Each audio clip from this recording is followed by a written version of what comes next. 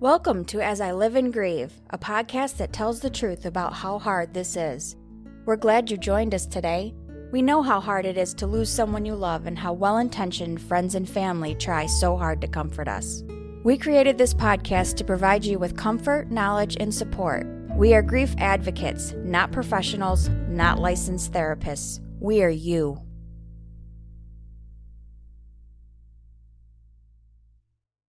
Hi, everyone. Welcome back again to another episode of As I Live and Grieve. Thanks so much for listening. I hope this helps you as much as it has helped me, really. It's helped me heal a lot through my grief. And yes, I say it every single time. And I'm going to say it again. I've got a great guest for you today. I've had fascinating conversations with this gentleman. So let me introduce Dorian Johnson. Hi, Dorian. Thanks for joining me today. Pleasure. Good. I absolutely loved our conversations in the past as well. So it's Me an honor too. to be here. Yeah, we're going to have many more in the future, I suspect, Yes, and I ma'am. hope. Before we get started on our topic for the day, which is collaborative beauty of grief, would you just tell our listeners a little bit about yourself? I'll just start with about 6 years ago, I lost my son in an accident where he was hiking up in the mountains and he left on a Thursday before Memorial Day weekend and didn't come home. And we started looking a little after midnight for him and looked all day Friday, and then on Saturday we found him in the river that was flowing down the canyon where he was hiking, and it had all happened before we started looking, before I even was able to know that he had gone missing. And that over the past 6 years, some beautiful things have happened, and that's, you and I have talked quite a bit about how crazy that sounds for such a traumatic experience for a parent to lose a child. But some things that have happened over the past, so many amazing people who I've been able to meet, certain things that I've been able to put together that I would have never, ever thought about, how to approach the healing aspect of grief and Right. loss and what it is, and why it's important that all of us understand that grief it's vital to our mental health, and to acknowledge the fact of what we actually are grieving. Because there's the experience that we have, but there's also secondary losses that we have, like my sense of reality Sure. absolutely gets thrown out the window when something like this happens, because there's nothing you could put on it. Right. So many questions that you can ask, so many reasons why you think this shouldn't have happened to you. This is a club that we are a part of that we never ever want to be a part of, Right. Right. I was visiting with a counselor right after my son passed away, and her daughter had passed away. My son was 19 at the time, and her daughter was 19 at the time she passed away, car accident, and we were talking about things.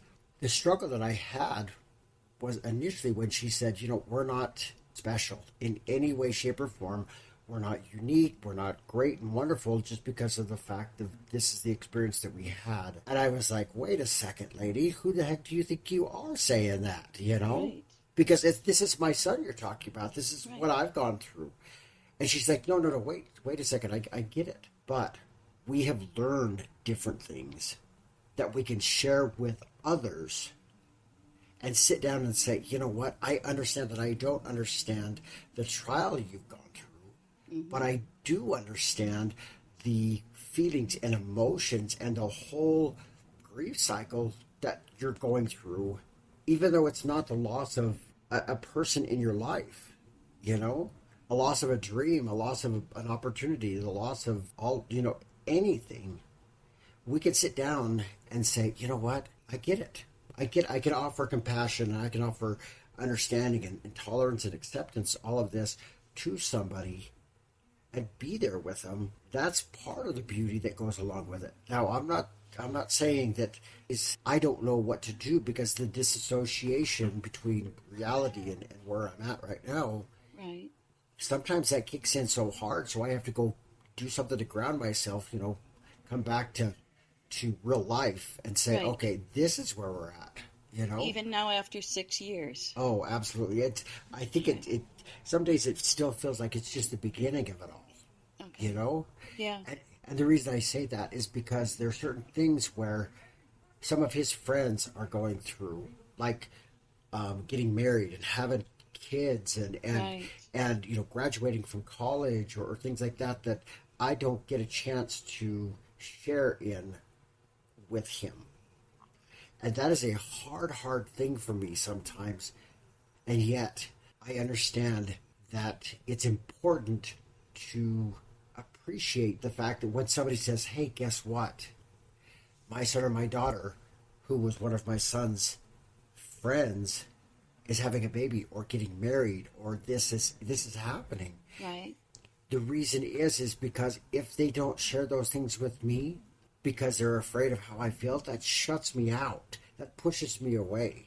Right. Right. And that's not, I think, Brene Brown, I realized what hurt so bad. And every time I listen to her, she makes me cry because of the things that she talks about are so poignant to the grief and loss aspect of things. And yet what she talked about one time, she hit it right dead center when she said, there are certain individuals who have gone through so much trauma and loss, and people don't understand it. But when she talked to them and said, what is the thing that you want most people to know about it, about you and about your loss and that? And everybody, and I put myself in this same category. I don't want people to pity me. I don't want people to feel sorry for me about all of this. I want them to appreciate what I don't have. And so there's so many times when, like, I will go to a store or a restaurant or to the lake or I go fishing or whatever, and I hear these parents just berate their kids.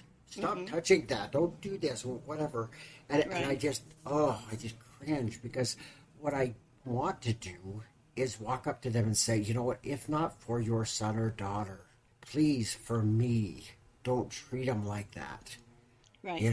I just want to hug those kids and say, you know what, it's not you. It's not you at all. Right. So help me understand collaborative beauty. When you first mentioned that phrase, I couldn't figure out really what it was or where you got it. Then you mentioned that it's a movie title. Yes, ma'am. And then I remembered when I looked it up that I actually watched that movie years ago when it first came out. It stars Will Smith. Yeah. But since you mentioned it, I had to go back and watch it again. And I have to tell you, it had a whole different meaning. Yeah. So can you help me understand, how did you come across this and how did it resonate with you? Okay. So I don't remember where I heard about the movie, and we had talked to, our mutual friend Tony had brought it up also, and he's watched it, and we've had lots of conversations about it. But I remember watching it beforehand, and I had such a struggle going or watching it because of my experience. But the concept of collateral beauty, we always look at collateral damage. Right. And so when somebody has they have a situation where they don't know how to handle it, and so they don't care who gets hurt. Like a bull in a china shop, they just go in and say, you know what, I'm just going to solve this problem with anger or addictions or anything like that, and it just affects everybody else. Right. Along with themselves, it just takes them down. In this movie, the concept of collateral beauty, which we think to ourselves, there's no such thing, that makes no sense. Right. The collateral beauty is a concept that comes out the fact that we understand not only the things that are around us so much better, so much deeper, so much greater, and the things that we can appreciate are so much deeper and greater, and our understanding of the small things that we find joy in. We understand why we find joy in those. And so in the movie, I'm not going to ruin all of it. I'll ruin part of it, but so his daughter is 6 years old when she passes away from cancer, and he cannot say her name because Right. it still hurts so bad. And as a dad, as a man, he cannot be vulnerable. And so there's so many things that we have such a hard time being vulnerable about. And he can't be vulnerable because he couldn't protect her. He couldn't save her. Right. He couldn't step up and be what he thought he needed to be for her. Right. And so in his mind, remember, is taking, picking her up and twirling her around, and she's giggling and smiling, and he's smiling. So you find out he's divorced, and he goes to these support groups and talks to this specific counselor about all of these things. And she talks about the collateral beauty that she has found in the loss of her own daughter and being able to express that vulnerability and that hurt and the pain involved in such a way that she can sit with others and ask them the question that she always wanted to ask herself. Why does that hurt? What is the loss? Why does that hurt? Keep talking. Let's, and who is it? Let's say her name. And he's like, I cannot do this.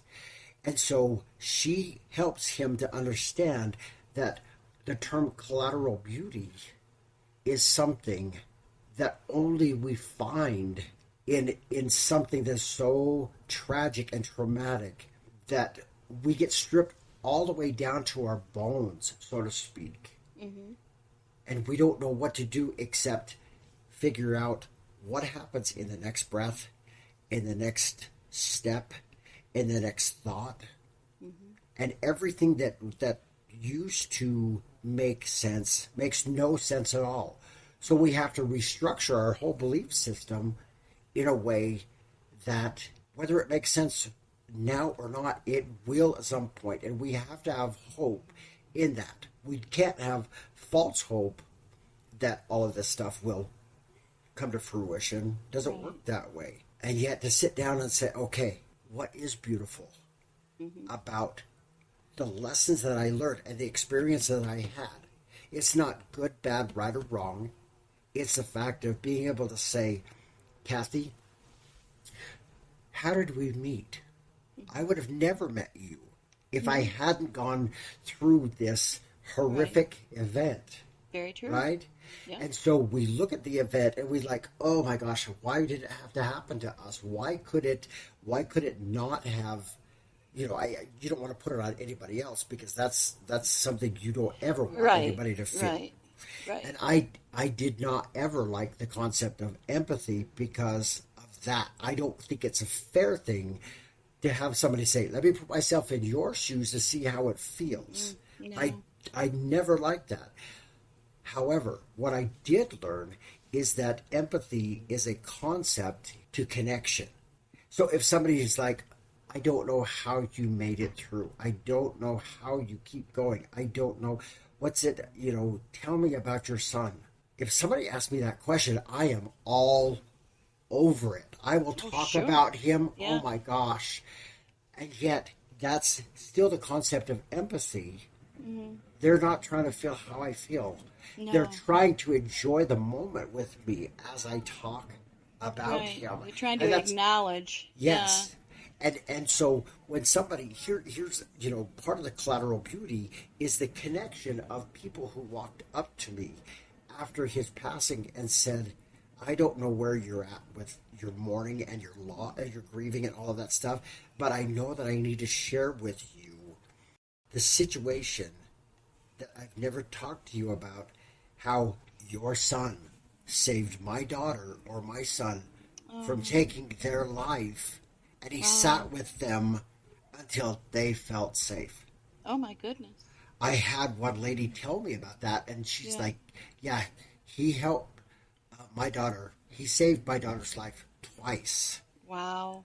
What do I say to that? It's beautiful because, and they're like, I don't want to make you cry. I don't want to. I'm like, if you and I cry together about my son, that is one of the most beautiful things that could happen. Oh, sure. Because all of a sudden the love that I have can be shared with them, and the admiration and the honor and the respect that they have for him. that is beautiful. That's a gift for somebody Sure to it is. offer, you know? Yeah. It's nice enough when someone wants to sit with you and Yes. listen to you, whether you speak about pleasant memories or painful times. Yeah.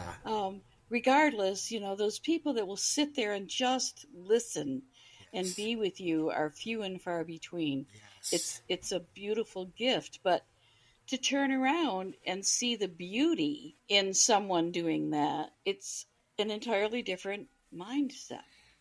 You know, I It's I agree, and I can honestly say that the interesting part about that is we live in such a bubble sometimes mm-hmm, that we're trying to survive, and somebody will start talking about something, and I get to share.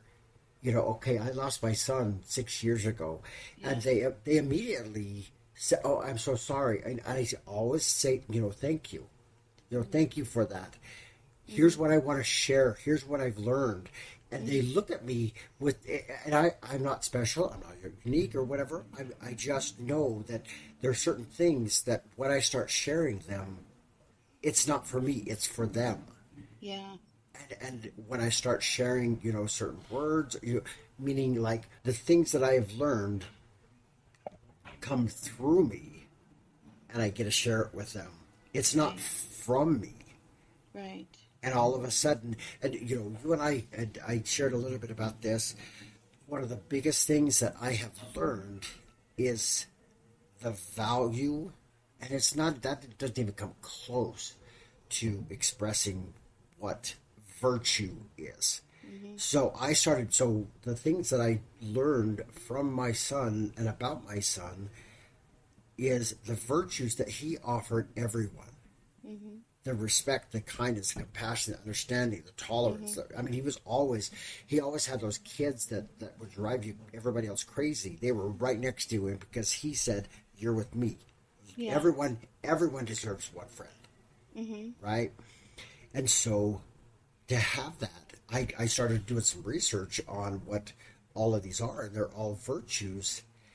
And one of the concepts that I absolutely love is we have in the English language the word virtue, and it is either excellence of mind or excellence of character. mm-hmm, Right? That's a pretty broad statement. That's a pretty broad right, definition. And yet, to look at the origin of the word virtue, it goes all the way back to the Greek language, and it means a manifestation of power. right, Okay, and we talked a little bit about this before, but mm-hmm, the fact of if I offer kindness, it's coming through me, and I get something, even if the other person doesn't receive it. right, If I open up a door and they're like, "Oh heck no, I'm going through the other one. I don't care." mm-hmm, It doesn't take anything away from me. The fact of I was kind to that person and they didn't receive it. I mm-hmm, still get that shot of oxytocin and dopamine and sure, serotonin, all of that. yeah, And it's about who I am as a person offering that virtue. And right, it can help define me because so many times we look at somebody and say, "Oh, they're this or that, or they're a good athlete, or they're a jerk or whatever." But if mm-hmm, we can be defined by these virtues, not only does it define us as an individual, but it also allows us to heal through the process of so right, many things. Because if we don't understand the concept of self compassion, self love, self mm-hmm, patience, yeah, self, all of these things, and self gratitude, self humility, all of these things, if we don't know how to offer it to us, we can't offer it to somebody else. And right, whatever capacity it is for us to do that. And I love this concept because people are like, "Well, what does that mean?" And I always go straight to patience. And I say, well, if we talk about somebody who's patient, "Oh, I'm not patient." They always say, "I'm not patient." I say, "Well, let's go over to the store and get behind the oldest, slowest person." And yeah, if we do that, guess what? We are automatically on purpose patient. Yeah. And yet we are also kind and compassionate and tolerant and understanding. Sure. And we offer so many things, and we get to share that connection with that person and everybody else around. If they are in that moment with us, if they see what's going on, all of a sudden they get a shot of oxytocin, serotonin, dopamine, all of that stuff just by watching. And what do they want to do? It's not pay it forward. It's a fact of they want to continue that to somebody else. They want to stay in the moment and bring more in. So that's, instead of collaborative, I think of collaboration. Right. But it's kind of an unknowing collaboration. Yeah. You don't really even know fully that it's happening. No, it's, one thing that is amazing, and I love this story, and I'll make it quick, but it's one of my very favorite stories about my son, who, those of us who become aware of things that are happening around us. When I say that, it's the fact that there are certain times when all of a sudden we can be having a conversation and something, our intuition kicks in and says, look behind you. And all of a sudden we notice like a little old lady who's pushing her cart to her car, and all of a sudden we see this whole scenario play out. She's got to get to the car, she's got to get the stuff in, she's got to take the cart back, she's got to come back, know. It's a crazy thing. The reason I use that example is because I remember, I think he was about, my son's name is Bayland, Bailand, okay? So when Bayland was in 6th grade, I think, so he was almost 12, I'd taken him and my 3 other kids to the grocery store with me, and we were ensued by this chaos of trying to get me, everybody in the from the store to the car, food and bags, all that stuff in, and everybody in without causing anything more. Somehow I look back over my shoulder. This exact scenario. This little old lady is pushing her cart, and I look over, and poor old Balin is just beside himself. He's just like, I don't even know why I came with you crazy people, right? But I look over and I said, Balin, go help her. Yeah. You go over, and it wasn't very far, but I said, you walk over there and you just take her cart back for her. Yeah. He's like, what, really? I said, yeah, just go do it. And he was so unpretentious, don't make a big deal about things. Don't, So I said, just be careful, because there's cars coming, and so I'm getting everybody in the car, and all of a sudden I hear out of nowhere, oh my gosh, thank you, that is so nice of you. And I look back, and he's grinning from ear to ear, and he's walking on above the ground, because it's so amazing. And yet he starts walking over, and I'm watching him, and about 3 cars down from where we're parked, these people were putting stuff in their car, and this can falls out of a bag, rolls right to his feet, and he picks it up and hands it to him. Oh my gosh, young man, thank you, that is so nice of you. Wow. Okay, amazing. So the car next to us, they start putting stuff in, and he gets right in there and starts handing bags, and and the guy who is right there is chuckling. Oh my gosh, what a helper! Thank you. So he goes from being compelled to help, something landing right at his feet. Yeah. And then I am going to look for other opportunities. All the way home. He could never, with his siblings, he could never get a word in edgewise. But that's all we talked about all the way back home. Oh my goodness! Okay, from that moment, he was aware of everything that was going on around him, and so he could be having a conversation with, whoever, and say, "Hold that thought," and he would say, "Are you doing okay back there?" And he wouldn't know why, but he would just ask that question. So the collaborative, the collateral beauty, the collaborative aspect of everything is, if we are aware of the things that are happening around us, we are able to get outside of ourselves and realize that it's not just us that is hurting, and by helping others and seeing things in others, all the virtues in that, we can look back at ourselves and say, huh, the reason that I see that is because that's in me, but I won't acknowledge it in me. I'll tell that person how freaking awesome they are. Yeah. And yet it's like looking in a mirror telling ourselves that. So is collaborative beauty then, is it something person to person, or can it just be that, I'll tell you why I'm asking. I noticed there were several times in my grief after my husband died that I would get in my car and I would go to a park or something, and I would sit in kind of a quiet area and just kind of reflect, just be a little more introspective at that point and everything. And I don't really recall at the moment what I was actually thinking about, but I remember on one particular occasion there were some birds on the grass a little ways away, and I looked at the birds and I thought, why have I never noticed how vibrant their colors are? Why has that never occurred to me?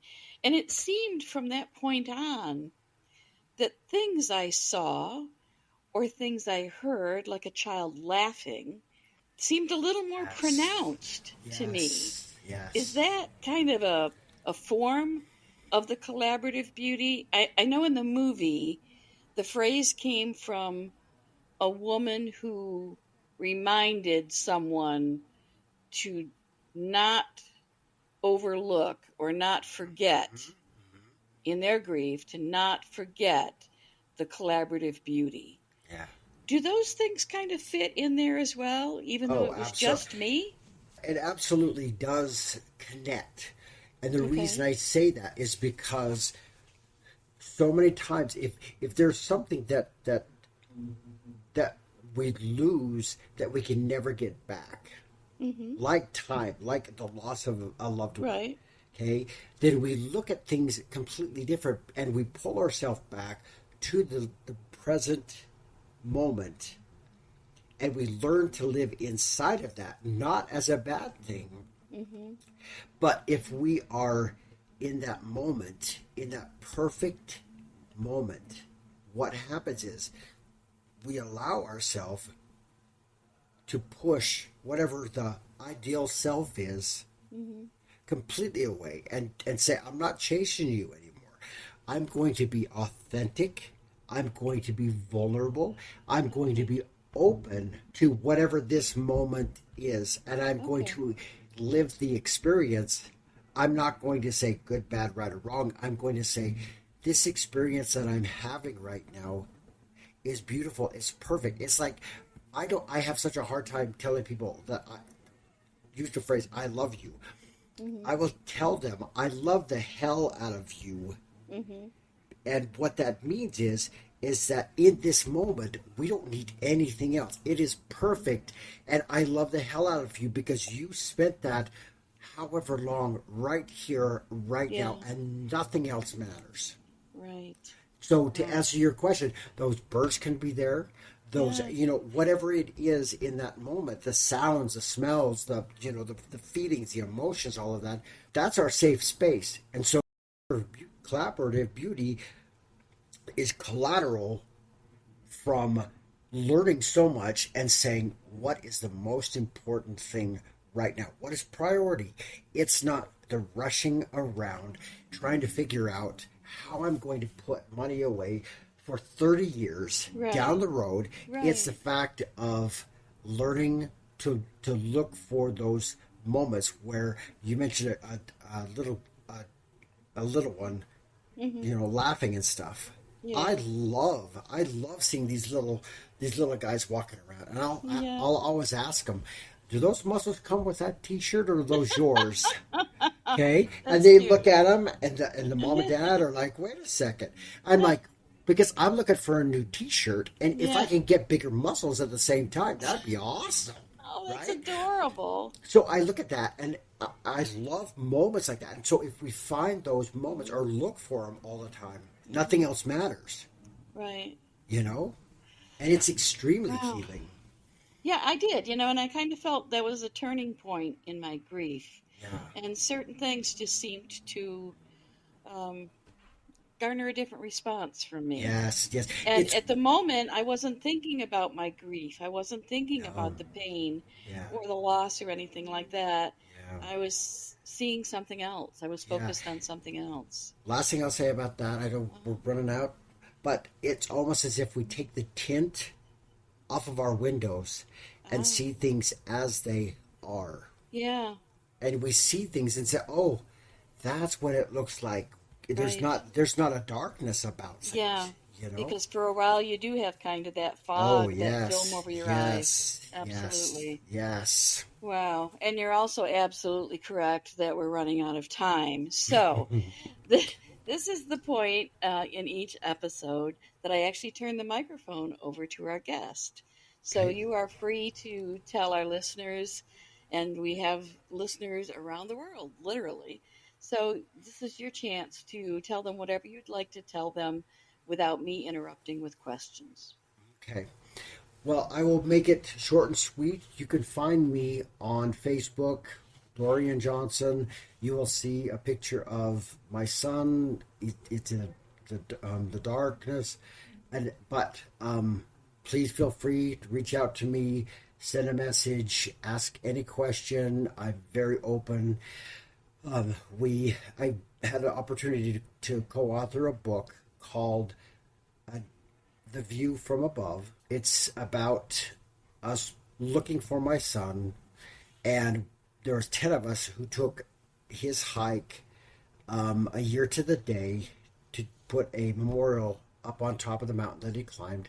His last text to me was, "This is a beast of a hike, but talk about a view." So that's the reason for the view from above. But we won an award for that because of the amazing co-author that I had helping with that. You can find it on Amazon. If you go The View from Above and then you put my name in, Dorian Johnson, it'll come up, and amazing book, beautiful. I'm also just finishing up another book called A Day in the Life of Grief. And what that's about is 10 different myths that go along with grief and loss, like time heals all wounds. No, it does not. But I explain a little bit more about why that's not the case. But there's also a secondary loss that goes along with that, like the loss of meaning. Because if we lose meaning in our life, we don't know exactly what to do or how to feel. So, so there's 10 different secondary losses that go with one for each of the myths and that. So I'm just in the process of putting that together. Kathy and I are in the Global Grief Network together, and will be over marketing the network and that. So I'm excited about that. My email address, I can give that out, right? You If can. people We'll want also to. post it in the episode notes. Yep. Okay. So it is, surprisingly enough, it is Kid at Heart, but it's KIDATHART at gmail.com. Please feel free to send me an email. I'm very open to talking about this. I love talking about the virtues that go along with the healing aspect of grief. Kathy, you and I have had some amazing conversations, Yeah. and we're going to be putting that book series together and that. Hmm. So, absolutely honored to be here. I love just standing up and being a vessel, so to speak, of different messages about, it's okay to be happy, even though you've had a Yeah. traumatic experience, but also to have hope that happiness can happen. Absolutely. So more than happy to speak it, to anyone, anytime, and all of that. So this has been a good conversation. Our conversations are great. We should record Yes, they every single are. conversation I we have, I agree. think. I agree with that. Maybe we Yes, we should start should. doing that. Yes, we should. Okay. Well, Um, listeners, sadly, and I always hate this time because I do enjoy all of the conversations I have with our guests. They are enlightening for me. They soothe me. They comfort me. They make me ponder different things. And sometimes there are things presented to me from a different perspective, and we all need that once in a while. yes, we do. I guess in closing, what I'm going to say this time is the concept of collaborative beauty. I think is a very, very special aspect that can help in your grief journey. If you can try to understand it a bit better, I think it will make a world of difference and will help you heal. So maybe we've given you enough of a teaser. The movie Collaborative Beauty, it stars Will Smith, is out there. If you have never watched it, please do. If you have watched it, watch it again, because I wasn't grieving when I watched it the first time. Watching it the second time, yeah, there's a difference. There's a beautiful meaning, and the whole concept of collaborative beauty is something very, very special that actually, until I talked to Dorian, I didn't even know that's what I was experiencing, but it makes perfect sense now. So, continue on with your week. I hope you will catch the next episode as well. There's always a great guest. You know that. We have some super conversations. Remember self care, because that is also very, very important. And self care can be something so simple as opening your eyes and wiping away that foggy film of grief for a minute and just looking in the moment at those vibrant colors of birds, or how brilliant the green is in the grass, or the yellow in a dandelion. Something so simple as that can also be a form of self care. So until next time, please, please be safe, continue forward, and we'll catch you next time as we all continue to live and grieve.